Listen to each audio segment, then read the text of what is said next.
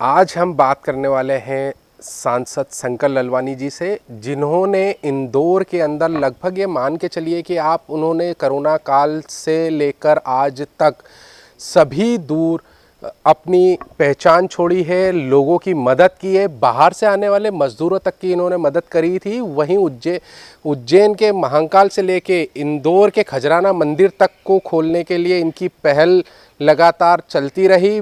Mall हो या छोटे दुकानदार हो, उन सभी के लिए इन्होंने कहीं ना कहीं ऐसी व्यवस्थाएं की हैं कि कोरोना जैसी महामारी में भी इन लोगों की सारी व्यवस्थाएं करी। आइए बात करते हैं हम शंकर ललवानी जी से। भैया स्वागत है खबरमंड न्यूज़ में जी। भैया, आपने जिस तरीके से पूरे कोरोना काल में, विश्व की महामारी में, जिस प्रकार से आपने पूरी महामारी को देखते हुए लोगों की मदद करी, वो कहाँ तक मदद थी और किस तरीके से आप लोगों ने ये सोचा कि ये इस तरीके से मदद करना चाहिए? देखिए, शुरुआत जब हुई थी और तो मुझे ध्यान है कि हमारा बजट सत्र चल रहा था लोकसभा का, और बजट सत्र के दौरान ही भारत में कोरोना का प्रवेश हुआ। और उस समय माननीय केंद्रीय मंत्री जी ने और माननीय प्रधानमंत्री जी ने कहा था कि आने वाला समय बहुत चुनौतीपूर्ण है। मुझे ध्यान है, मंगलवार का दिन था, सुबह 9:30 बजे था। प्रधानमंत्री जी ने सभी सांसदों को बुलाया था और उन्होंने इस कोरोना के बारे में स्वास्थ्य मंत्री जी ने अपनी बात कही थी, और उसके बाद माननीय प्रधानमंत्री जी ने उद्बोधन दिया था। और इस उद्बोधन में उन्होंने ये कहा था कि आने वाला समय बहुत चुनौतीपूर्ण समय है और इस बड़ी चुनौती में आपको बहुत सारे अवसर मिलेंगे। उस समय मुझे ध्यान नहीं आ रहा था कि कौन सी चुनौती आने वाली है और कौन से अवसर आने वाले हैं, पर देखा जिस प्रकार से कि जैसे ही लॉकडाउन हुआ और लॉकडाउन लगातार लंबे समय तक रहा, तो बहुत सारी चुनौतियां भी आई और इन चुनौतियों में काम करने का अवसर भी मुझे मिला। भैया, ये तो रही लॉकडाउन की बात, लेकिन अब हो चुका है अनलॉक। पूरा देश अनलॉक की श्रेणी में है। अनलॉक में अब क्या सबसे ज़्यादा सुरक्षित रहने की ज़रूरत है? देखिए, अभी भी हम भले लॉकडाउन की तरफ हैं, क्योंकि बहुत लंबा लॉकडाउन था, उसमें आर्थिक व्यवस्था बहुत चरमरा गई थी। और मुझे लगता है कि जिस प्रकार के हालात थे शहर में, प्रदेश में या देश में, अनलॉकडाउन होना ज़रूरी था। और उस धीरे धीरे हमने अनलॉकडाउन करा, पर अभी कोरोना गया नहीं है। कोरोना अभी हमारे बीच में ही है और भली स्थितियां सुधरी है। इंदौर जिस स्थिति में था शुरुआती दौर में, इंदौर बहुत देश में हॉट स्पॉट में था और टॉप 5 में इंदौर भी था। और जिस दौर से इंदौर गुजरा है वो दौर दूसरा था, लेकिन अभी दौर बदला है इंदौर का। और अभी वर्तमान में स्थितियाँ सुधरी है, लेकिन पूरी तरह नहीं सुधरी है। अभी भी कोरोना हमारे बीच में है। तो हमने सभी से निवेदन करा कि भले आर्थिक गतिविधियाँ खोलना बहुत ज़रूरी था, बहुत लंबे समय से लॉकडाउन थे, पर कोरोना से बचने के लिए जो आवश्यक उपाय हैं, खास करके जब हम घर से निकले तो मास्क लगाएं, जब हम लोगों से मिले तो सोशल डिस्टेंस बनाए रखें, और जब भी कुछ खाएं तो कम से कम 20 सेकंड तक हाथ धोएं। अगर हम इस बातों का ध्यान रखेंगे तो निश्चित तौर पे इंदौर जिस प्रकार स्वच्छता में नंबर 1 आया था, उसी प्रकार कोरोना की लड़ाई में भी नंबर 1 आएगा। भैया, क्या मानते हैं कि WHO ने एक बात कही थी कि जून और जुलाई में कोरोना जो रहेगा वो अपने पीक पे रहेगा। ऐसे में इंदौर के अंदर किस प्रकार से आप मानते हैं कि इस पीक समय में इंदौर को खोलना और पूरी तरीके से खोल देना, मॉल खोल देना सही है? देखिए, मैंने कहा है जिस प्रकार से लगातार लॉकडाउन था, आप देखिए एक मध्यम वर्गीय और गरीब लोगों की आर्थिक स्थिति किस प्रकार चरमरा गई। और उनके लिए वो खुद ही एक छोटे घरों में रहते हैं, लगातार छोटी छोटी बस्तियों में जिस प्रकार से पॉजिटिव आ रहे थे, तो उनको घर से निकलना लाजमी था। पर ये सुखद संयोग है कि इंदौर में जो शुरुआती दौर था, मैंने जैसे बताया कि बहुत स्थिति ख़राब थी। आज की स्थिति अगर हम देखें तो इंदौर के हॉस्पिटलों की 72% बेड खाली हैं, यानी सिर्फ 28% बेड ऑक्यूपाइड है। यानी हमारे 1/3 बेड ऑक्यूपाइड है, बाकी 2/3 खाली पड़े हैं। इसका मतलब इतने मरीज नहीं हैं, और अगर मरीज नहीं है तो धीरे धीरे स्थिति सुधर रही है। मई जून में आशंका व्यक्त की गई थी कि एक पिक आएगा, लेकिन उस पिक की तैयारी हमने पूरी कर रखी है। अगर खुदा न खास्ता कोई ऐसी स्थिति बनी तो हमारी पूरी तैयारी है। हमने सरकारी हॉस्पिटल तैयार करके रखे हैं, सुपर स्पेशल हॉस्पिटल तैयार करके रखा है, प्राइवेट हॉस्पिटलों से बात करके रखी है। पर मुझे ऐसा लग रहा है कि अगर सब जनता ने साथ दिया, शहर के लोगों ने साथ दिया जिस प्रकार अभी तक देता है, तो मुझे लगता है कि स्थितियाँ नियंत्रण में रहेगी।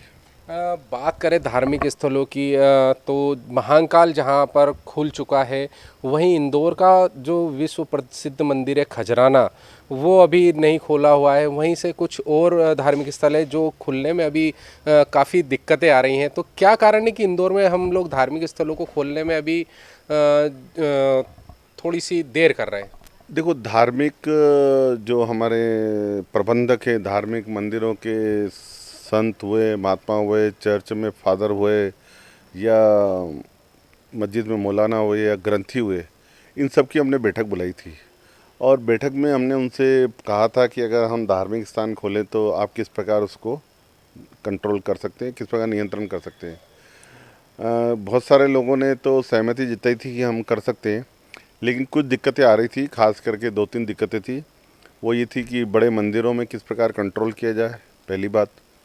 मस्जिदों में जो जुम्मे की नमाज़ पढ़ी जाती है तो उनका समय तय रहता है, दिन तय रहता है, और उसमें बड़ी संख्या में एक समय पे ही लोग आते हैं नमाज़ पढ़ने। और चर्च में भी समय रविवार का रहता है तय, वहाँ भी प्रार्थना करने समय नियत रहता है। मंदिरों ने ये कहा कि हम एंट्री रिस्ट्रिक्टेड कर देंगे, पूरा दिन सवेरे से लेकर रात तक खोल सकते हैं। लेकिन खास करके चर्च और मस्जिदों में ये समस्या आ रही थी, क्योंकि उनका दिन और समय तय है, तो वहाँ सबसे ज़्यादा लोग एक साथ आएंगे। उसको लेके उन्होंने ये कहा था कि अभी हम अंदर की व्यवस्था कर सकते हैं, हम एंट्री रोक सकते हैं, अंदर जितनी सोशल डिस्टेंस बनाए रखना है उतना कर सकते हैं, लेकिन जो भीड़ आ जाएगी उसको कंट्रोल करने के लिए हमारे पास कोई व्यवस्था नहीं है। तो उन सब ने सर्वसम्मति से ये निर्णय हुआ था कि अभी और थोड़ा समय रुके, और थोड़ा समय रुकने के बाद इंदौर की स्थिति ठीक हो उसके बाद हम आगे बढ़ेंगे। मैं आपको बता दूं, कल हम 1 बजे रेसिडेंसी पे बैठेंगे, और धार्मिक संगठनों से जुड़े हुए लोग हैं, प्रबंधक हैं, और जो धार्मिक स्थल चलाते हैं उनके साथ बात करेंगे। और हम चाहते हैं कि धार्मिक स्थल खुले, संभावना है कि कल इसमें निर्णय होगा। ये तो बात रही कोरोना से रिलेटेड, शंकर जी। लेकिन अब जो ये मंत्रिमंडल का गठन हुआ और इस गठन के अंदर जो उठापटक चली है, उहापोह की स्थिति बनी हुई थी, जहां एक तरफ रमेश मेंदोला जैसे कद्दावर नेता जो कि रिकॉर्ड मतों से जीते थे, उन्हें कहीं ना कहीं दरकिनार कर दिया। तो आप क्या मानते हैं इस चीज़ को? ये जो मंत्रिमंडल का जो गठन चयन बोले जो भी रहता है, वो माननीय मुख्यमंत्री जी का विशेषाधिकार है। और माननीय मुख्यमंत्री जी ने हमारे जो केंद्रीय नेतृत्व है, वरिष्ठ पार्टी के नेता हैं, उन सब से चर्चा मशवरा करके करा। क्योंकि इस मंत्रियों की संख्या सीमित है, और हमारे पास विधायक बहुत हैं, तो ये संभव नहीं है कि सभी विधायकों को बनाया जाए। जहाँ तक हमारे इंदौर के रमेश मेंदोला की बात है, रमेश मेंदोला जी बहुत ही पुराने कार्यकर्ता हैं। मैं खुद 30 साल से, हम दोनों ने साथ में जब काम करना शुरू किया, छोटे स्तर से बूथ अध्यक्ष, वार्ड अध्यक्ष, मंडल अध्यक्ष, वो जिला अध्यक्ष बने, मैं आईडी का अध्यक्ष बना, मैं भी जिला अध्यक्ष बना, वो विधायक बने, मैं आईडी का अध्यक्ष बना, वो मेरे चुनाव में चुनाव संचालक थे लोकसभा के। तो वो बहुत ही एक मुझे लगता है कि संघर्षशील नेता हैं, कार्यकर्ता हैं, और उनका स्वभाव भी था है कि पार्टी जो काम देती है वो बखूबी, बहुत ही ईमानदारी के साथ और पूरी मेहनत के साथ करते हैं। और उन्होंने बहुत सारे पार्टी के बड़े बड़े काम, चाहे चुनाव हो, उपचुनाव हो, उन्होंने किए हैं। तो रमेश मेंदोला जी हैं हमारे वरिष्ठ नेता। अब चूँकि जो स्थिति परिस्थितियाँ बनी, और मुख्यमंत्री जी ने ये भी कहा है कि कुछ विधायकों को जवाबदारी मंत्री की दी गई है, आने वाले समय में कुछ और जवाबदारियां किसी न किसी रूप में और विधायकों को भी दी जाएगी। क्या आप मानते हैं कि ये दूसरी बार के गठन में भी जो है रमेश मेंदोला जी को दरकिनार किया गया है? कारण कुछ भी हो, जैसे आप बता पाएं कि क्यों इस तरीके से उन्हें दरकिनार किया जा रहा है? क्या कुछ ऐसी स्थितियां, परिस्थितियां बन रही हैं जिससे रमेश मेंदोला जी को कहीं ना कहीं मंत्रिमंडल में लाने से बचा जा रहा है? देखिए, दरकिराने की बात नहीं है, पार्टी खुद उनको बहुत सारे कार्यक्रमों जवाबदारी दी है। और मुझे लगता है कि आने वाले समय में जब मुख्यमंत्री जी ने कहा है कि जो विधायक रह गए उनको कुछ न कुछ जवाबदारी दी जाएगी। चूँकि जैसे मैंने बताया, ये केंद्रीय नेतृत्व और मुख्यमंत्री का विशेषाधिकार है। मुझे लगता है कि आने वाले समय में कुछ ना कुछ जवाबदारी दी जाएगी। रमेश मेंदोला जी बहुत ही धीर गंभीर कार्यकर्ता है पार्टी के, वो हमेशा संगठन का जो निर्णय था उसकी सिरदर्शी करते हैं। क्या आप मानते हैं कि इस प्रकार की स्थिति परिस्थिति में जो बड़े नेताओं से जुड़े हुए कार्यकर्ता हैं, कहीं ना कहीं उन लोगों को भी कुछ ऐसी बातों का सामना करना पड़ता है जिससे कि कार्यकर्ता भी बिचक जाते हैं और आत्महत्या जैसे कई कदम उठाने की कोशिश भी करते हैं? हर नेता के समर्थक रहते हैं, कार्यकर्ता पार्टी करता है लेकिन समर्थक भी रहते हैं, और समर्थक हमेशा नेता के साथ जुड़े रहते हैं। उनकी भावनाओं नेताओं के साथ जुड़ी रहती है, उनकी एक इंटीमेसी रहती है नेताओं के साथ। और मुझे लगता है जब जो जिससे जुड़ा हुआ है उसकी भावनाएं रहती है, अगर उस भावनाओं के अनुरूप कार्य नहीं होता है तो उसको ज़रूर ठेस लगती है। तो मुझे लगता है कि जिन भी कार्यकर्ता ने, तो नहीं कह सकते कि जिन भी समर्थक ने ये किया, उनकी मन के भाव थे और भाव विवेश में इस प्रकार का काम किया। ललवानी जी, मैं सांवेर उपचुनाव पे आऊँ तो सांवेर उपचुनाव को किस प्रकार से देखते हैं, क्योंकि वहाँ अब विधायक सीट खाली है और प्रेमचंद गुड्डू को कांग्रेस उतार रही है, वहीं तुलसी सिलावट जी जो हैं इस सीट के लिए बीजेपी के उम्मीदवार के रूप में देखे जा रहे हैं। तो क्या मानते हैं आप इनकी किस प्रकार से ये चुनाव उपचुनाव होने वाले हैं? भारतीय जनता पार्टी सिर्फ चुनाव के लिए काम नहीं करती। कल माननीय प्रधानमंत्री जी ने जिस प्रकार संदेश पूरे देश को, पार्टी के कार्यकर्ताओं को दिया, और उन्होंने यही कहा कि हम सिर्फ राजनीति के लिए राजनीति नहीं करते, हमारा मूल उद्देश्य है सेवा करना। और भारतीय जनता पार्टी का हर कार्यकर्ता, चाहे सांवेर में हो, वो सेवा कार्य में लगा हुआ है, शुरू से जनता की सेवा कर रहा है। तो निश्चित तौर पे इस बार भी हम वहाँ जीतेंगे। भारतीय जनता पार्टी बहुमत के साथ वहाँ आएगी, अच्छे वोटों से जीतेगी, और प्रदेश में शिवराज सिंह सरकार और मजबूती से काम करेगी। प्रेमचंद गुड्डू की बात करें तो वो पहले कांग्रेस में थे, फिर कुछ समय के लिए बीजेपी में आए, फिर वो बीजेपी से वापस कांग्रेस में आए। क्या मानते हैं आप इस चीज़ को कि किस प्रकार से कांग्रेस लेती है?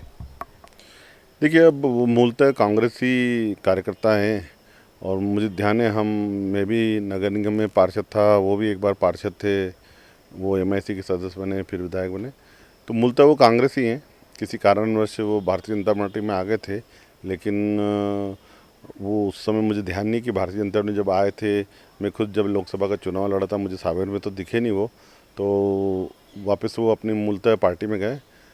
वो अपनी पार्टी से लड़ेंगे, हमारी पार्टी से तुलसीराम सिलावट जी लड़ेंगे। तो सांवेर उपचुनाव में तुलसी भैया की सीट पक्की मानी जा रही है?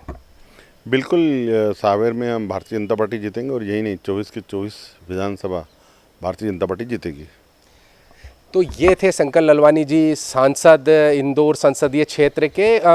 काफ़ी विचारशील व्यक्तित्व वाले शंकर ललवानी जी हैं, जिन्होंने लगभग अपने इस इंदौर के लिए जो कार्य किए हैं, जो राजनीतिक उठापटक में भी अपने व्यक्तित्व को सर्वसाधारण दिखाते हैं, ऐसे शंकर ललवानी जी की बात खबर बाण न्यूज़ ने आप लोगों तक पहुंचाई। आप लोग यदि किसी भी प्रकार से अगर शंकर ललवानी जी से क्वेश्चन करना चाहते हैं या उनसे किसी भी प्रकार की बातों को रखना चाहते हैं, तो खबर बाण न्यूज़ के इस नंबर पर आप लोग उनसे क्वेश्चन कर सकते हैं। धन्यवाद। मैं शैलेंद्र कश्यप, खबर बाण न्यूज़ के लिए कैमरा पर्सन शुभम के साथ।